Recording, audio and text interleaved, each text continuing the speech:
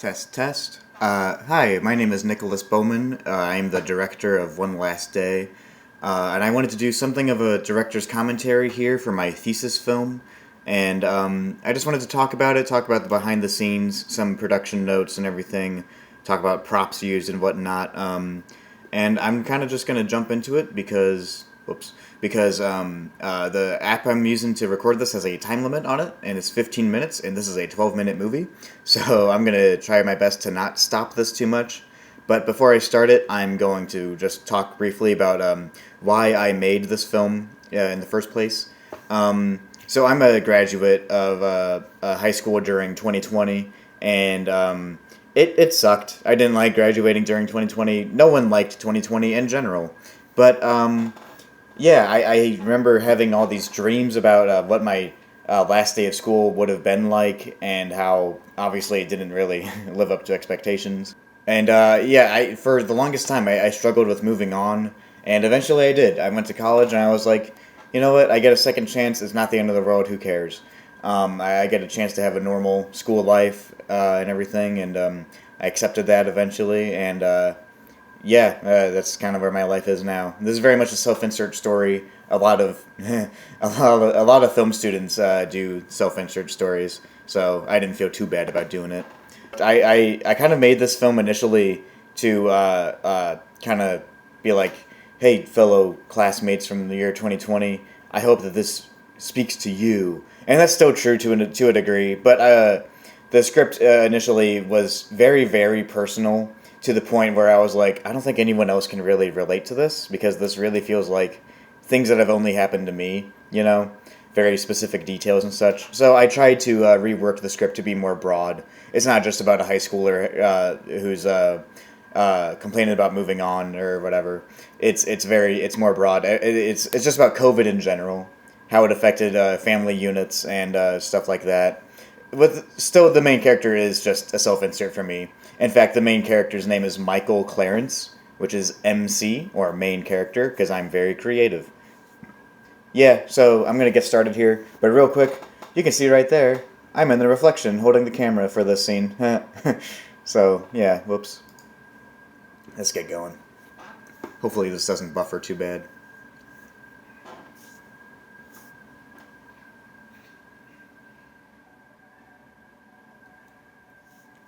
So on his desk there is the year 2012 and Watchmen, media that I picked out because they have rather somber tones in them.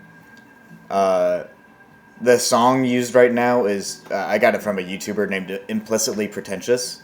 He makes YouTube videos about comic books and stuff, and I really like his stuff. And he ends every video with that. So um, test. Okay. Sorry, I was just making sure the microphone I was using wasn't in my earbud, because I have Bluetooth on right now. Hope that it's picking this stuff up. So this Zoom template I'm using, you can see that it's it's not perfect by any means. It's not straight around the edges or anything like that. There's some parts that you can still see some black.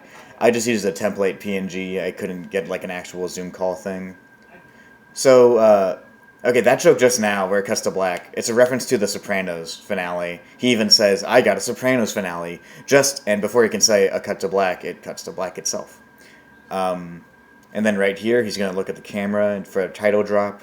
Kind of like the Suicide Squad movie, you know, what are we, some kind of Suicide Squad? I kind of like that fourth wall humor, sort of, so I wanted to do that. This bit got a good laugh in the theater. We got to watch all of our thesis films in a theater. Okay, before I go on that tangent, I'm just going to talk real quick about the posters in the background. Set design, yay! So on the far left is Nightwing. It's a very blue-coded character in a very blue room. I chose blue because it's like isolation and cold, you know? It's kind of how COVID felt for a lot of people, especially when you can only talk to people through a monitor, you know? So yeah, Nightwing, then Leon Kennedy, again, very somber-ish character. Solid Snake, again, very isolated character and everything, and the poster is all black and white. Pressure, that's just me.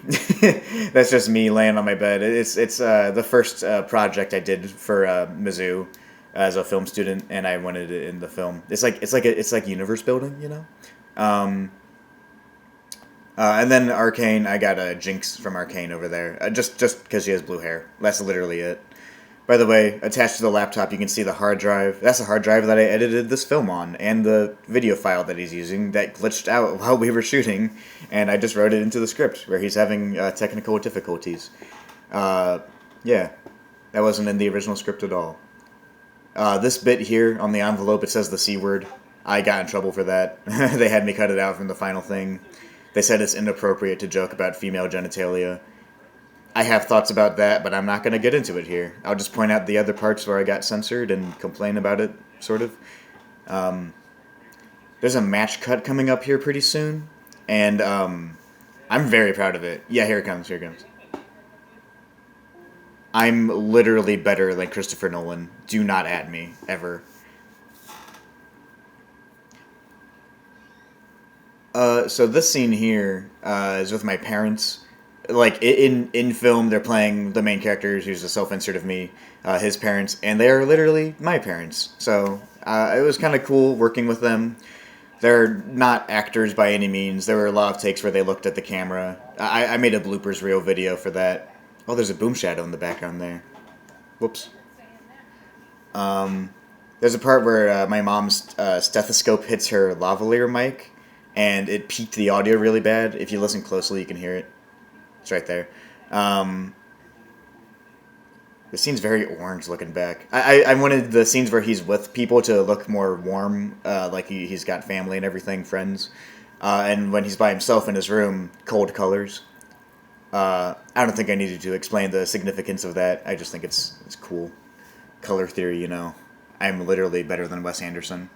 Right here on the door, you can see an outline of a boom pole if you look really closely. I'm very proud of that. I spent a good couple hours in Premiere just making a mask around it, putting some crazy After Effects and stuff on it so it could get cut out. And you can even see, like, along his shoulder... Oh, and there's the boom shadow there, poking out. You can see that I spliced the video, basically. This bit here, where they're laughing for a long time, it's kind of inspired by, like... it's just a trope, just a cliche, you know. They always end the big sitcoms with laughing sequences. All right, next time I'm picking the food.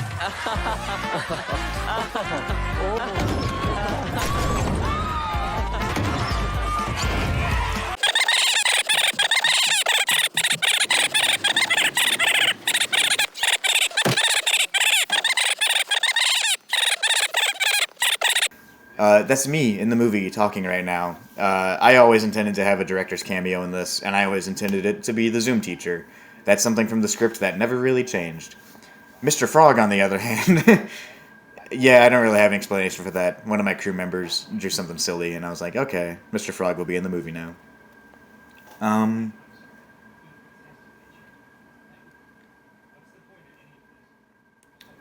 The posters in the background... Oh, wait, I'm sorry, real fast.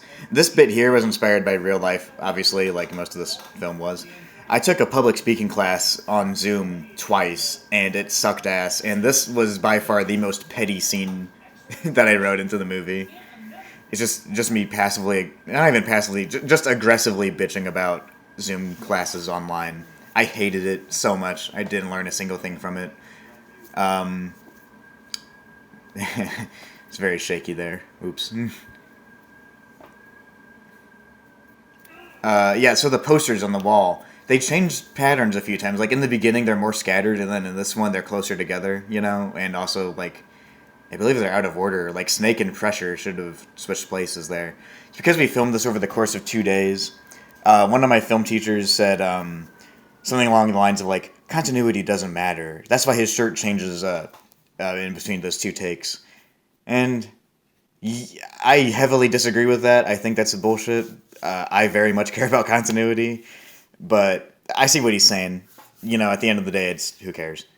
I like this bit, too.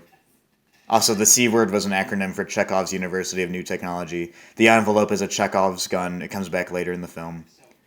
I like that bit. This was, like, my favorite scene to film. This was, like, we had a lot of laughs on set. It was a good time. Although very, very, very quickly because I'm running out of time here. The just want to talk about the set design here.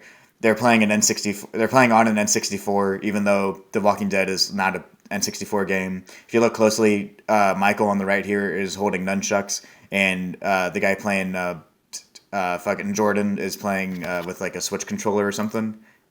That's all. I just wanted to joke about how like movies never really get that right.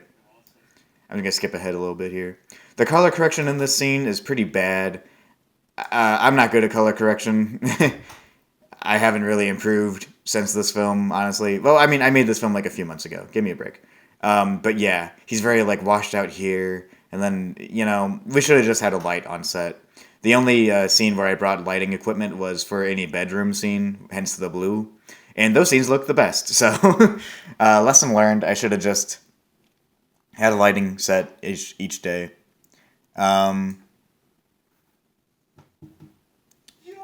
So, if I can critique myself a little bit here,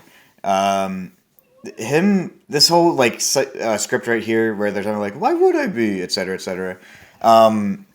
Yeah, it's a holdover from the last script. My previous script had a lot of stuff of like, oh, people aren't really my friend. They didn't even check up on me during COVID or whatever. Like I said, very petty. It sounded too bitchy or whatever. So it still made its way into the script where he's like, oh shit, that's my name there. Whoops. Oh wait, that reminds me. Yeah, I got in trouble for that too. They said it was homophobic. That's fair. In my defense, that's not in my script. That was written by one of my gay friends who was on set that day. Yeah, that's my defense. The other thing I got in trouble for was a second ago in the bit that I was skipping over because I'm running out of time on the recording. Is they're like, "I love you, man." He's like, "I love you too, bro." And then he goes, huh, "Pussy." And just like the C word, they were like, "You can't make jokes about the female anatomy." And I was like, "Really?" Whatever. This outside scene was kind of a pain to film. Also, there's a lens blemish right here. It's kind of hard to see, but it's there. I see it. There's also a boom shadow that appears on his shoulder a number of times here. The reason that these outside scenes were so hard to film was because the road right there, it was so busy. It was such a busy road. That's why the room tone in this scene kind of it blips out a lot and everything. It's like you hear cars coming, then you don't hear cars coming, and it's just a pain. I hated it. I had to zoom in a bunch on this scene because there's like a reflection of the boom pole on the car down here. You can't really see it. Oh well, whoops. And just a second ago, when it cut to my dad, that was because he was originally meant to have another line there, and I just cut it because the audio was absolutely terrible. I hated it. It was no good. So he's driving away right now. The props box in the back of his car is also in the video game scene. Just because we filmed that scene like right after this. You can also totally see a boom pole in the reflection of his car right there and then there. Well, actually, it's right there for sure. Whoops. Yeah, so talking about the movement in this film, this is the only scene that Michael moves from left to right, implying that he's moving on in his life.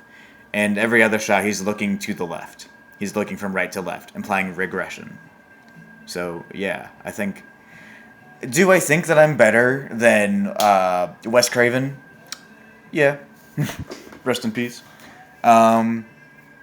So that was One Last Day. Oh, actually, sorry, talking about the credits real fast. So the credits, as you can see, for the people that wanted their picture in, I had pictures of them during 2020. As you can see, some of them were graduating like me. Some were already in college.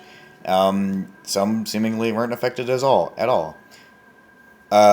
This joke here is Avengers mid-credit sequence. Oh, wait, real fast. So Kick-Assia on his bedside, which is my copy of Kick-Assia. I'm a big fan of that movie, Doug. It's even signed by him. And Firepower. Firepower is a book by Robert Kirkman about family and karate, and it's a good time. It was made by Robert Kirkman, the guy that made The Walking Dead and Invincible, during 2020. Is this me plugging both of these movies or products? No. But yeah, for real though, they just had orange colors, and they're both very happy products. Behind the scenes of this, not so much, but they were still having a good time regardless. It was just hot. Um, so yeah, now he's in his visually different dorm room, aka it's orange and he only has two posters. For all the other stuff that I got in trouble for, I'm surprised that these were allowed. Sexy Eggman and Sniper Wolf from Metal Gear Solid. Yeah, I'm surprised they were allowed, but they sure were. I used AI and a shitty PNG for this robot guy here. Um, the exposition bot, 69,000 or whatever he just said. Um, I feel like the ending of this is kind of a bummer for the vibe that I was trying to go for, which is more upbeat. But I thought it was kind of funny, at least.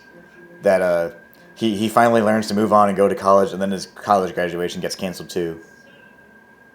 And then the freeze frame. I love freeze frames. Jacques Duplessis. Very based. Love you, Jacques. And then, yeah, people like my mom were nurses, and they had to wear all sorts of protective gear and stuff. My dad was laid off from work, as he was in the movie. Um, Patrick clearly didn't have much to worry about during COVID. And Ramsey, who played the therapist, was one of my teachers at school. It was very cool. He's in like everyone's film. I'm going to pause it on me for narcissistic purposes. My Bane mask. You didn't care who I was before I put on the mask. Um, yeah, and obviously I graduated during COVID. But back to Ramsey for a second. That was another part of COVID, obviously, is that you couldn't really get a haircut or anything. So when I asked him for a picture, he was like, I have one where I look like a bear. And I was like, okay. He sent me this, and I was like, all right. I'll use that. People will get that. Um, yeah. So that was one last day. I hope that people liked it. Um, despite some of the like behind the scenes issues that I had with it, like all the censorship stuff, I still had a great time making this. There's a lot of faults with it. It's not perfect by any means. Sexy Eggman. But I still had a great time working on it. It was the most stressful thing I've ever made.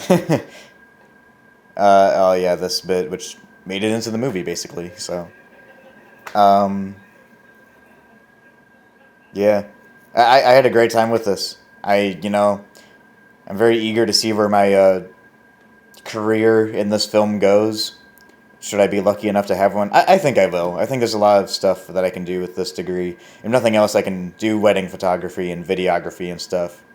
I'm just going to comb through and see if there's any scenes I wanted to talk about now that I'm splitting this up into two separate recordings. This opening credit sequence, actually, real fast. So I had Watchmen on the bedside, and part of that inspiration in this film is at least, whoa, it's lagging, the opening credits of Watchmen, the movie, are like my favorite opening credits to any movie. It's very well done. I knew I wasn't going to be able to replicate that, but I wanted to have a opening credit sequence. It made me feel special, you know. And speaking of that, the ending credits, instead of having scrolling text, I hate doing scrolling text. I know how to do it. I just don't like it. I was kind of more inspired by like the Family Guy credits, oddly enough. If you watch my magnum opus, the Breaking and Entering Peter cut, I use the Family Guy credits for that as well. And it's just like text on screen, goes away, text on screen again. And I try to give everyone like an equal share of the credits. I think I gave myself like an extra like 2 seconds or something. Everyone got like 3 and I got 5 seconds. Or something to that extent. I don't know. I realize that's narcissistic, but I'm also a fan of Hideo Kojima, and he does that too. So, yeah. Am I better than Hideo Kojima? No. But, yeah. I don't really know what else to say or how to really end this out. I hope that people liked this film. People seem to like it at the screening that we did with this. Yeah. Yeah. I don't know. I'm just going to keep saying yeah until this ends. Yep. Oh, wait. Real fast. Look at all that duct tape on that microphone. That's a perfect analogy for this project. It's perfectly serviceable. It works, but there's some problems that had to get hastily put together there. Yeah. Yeah. Okay. Goodbye.